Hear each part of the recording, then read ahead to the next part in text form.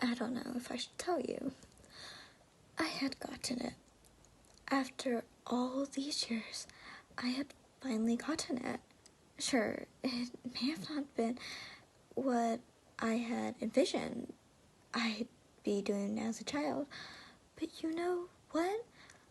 After nearly a decade of early morning failed investments and scoping by Tom, it was an achievement worth celebrating.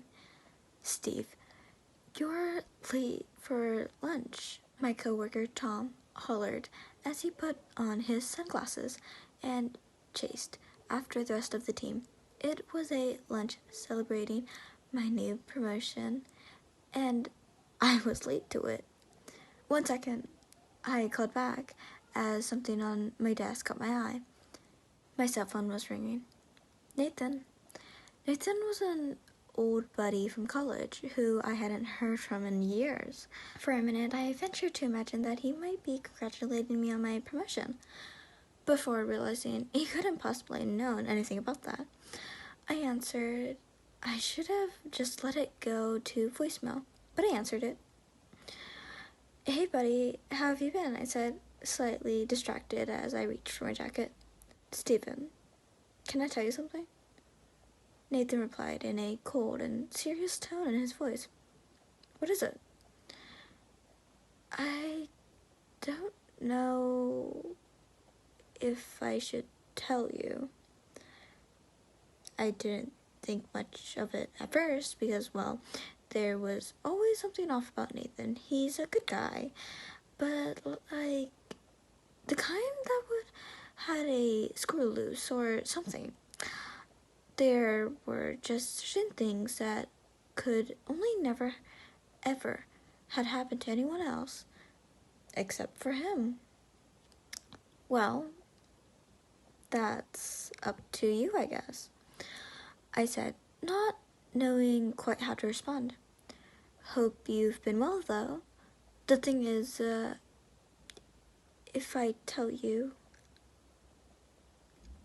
it was starting to be a bit weird, so I decided to cut him off. Hey man, I actually have to run to lunch, you know what? Maybe you shouldn't tell me. Okay. Yeah, I gotta go. But before I could even wish him a final farewell, he had hung up. A few hours later, I was on my train home, thinking back on the rare, perfect day. Even Tom was nice to me, I thought to myself, something that had never happened before on my slow crawl to the New York white-collar ladder.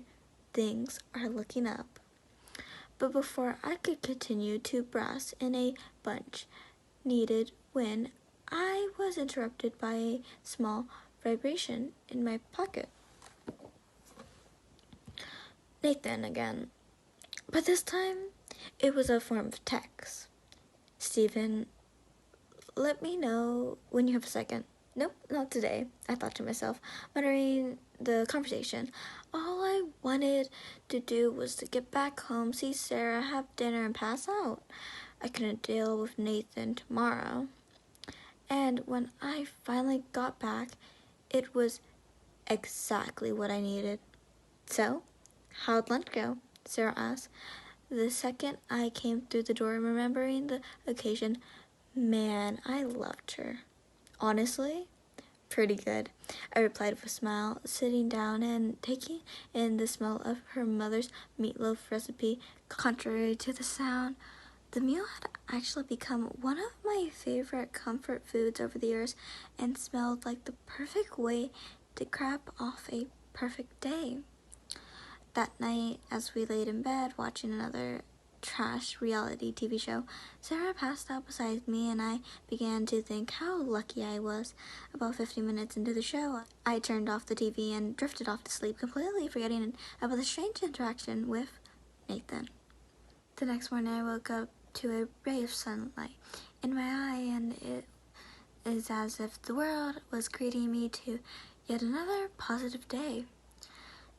That is, until I looked over to my phone, lying on the table beside me. 11 missed calls. What the fuck, Nathan? I thought to myself as all I hoped for the day felt like they were just slapped me down. I'd call him when I get to the office, but an hour later, when I sat on the train, I was waiting for the end and seemingly countless commute. I felt my phone vibrating. Seriously, Nathan? You know what? Fine, I mumbled to myself as I pulled out my phone out of my pocket. Nathan, what the fuck? 11?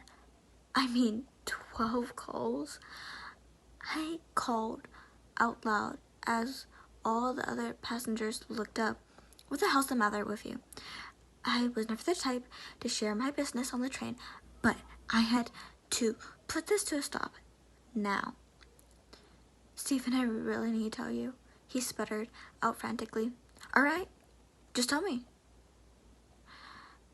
There was a brief pause as I looked up and saw a brief dozen strangers just staring over at me. No, you were right. We can't do this over the phone. Listen, I have to ask as a friend, is everything okay? Are you okay? But all he said was, meet me after work tonight, Angry Donkey, before hanging up. Angry Donkey was a name of a old watering hole that we used to frequently right after college, a place with great memories, where we had spent more hours and dollars than I can care to count.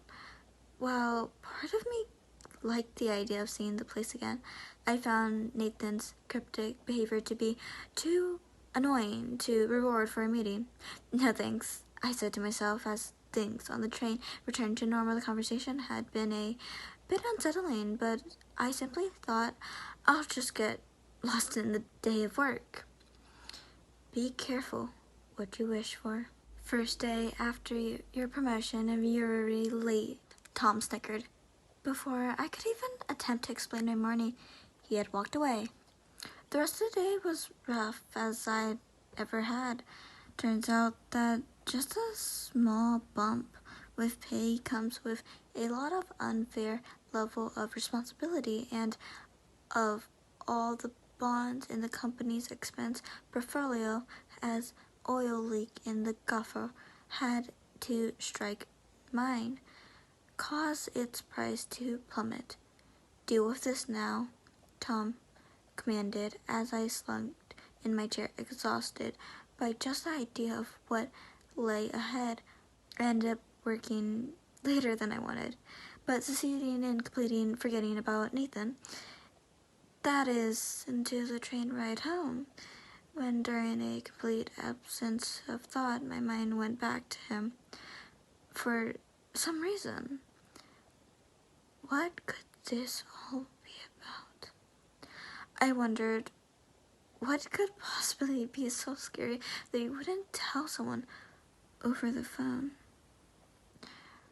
Then I remembered Nathan was a rambler. Fuck, that's it. This guy could end up in a pair of cement shoes in the bottom of a Hudson, and I stopped myself from depleting too deep into the nonsense. I had a tendency to overthink, and I let my mind wander. That wasn't going to do me any good. I knew exactly who Nathan was and what exactly aware of his faults, but I've always prided myself on being able to see the best in people, even in Nathan. Yeah, he might have had some addiction issues in his younger days, but he's a good guy, and back then he was just being a loyal friend.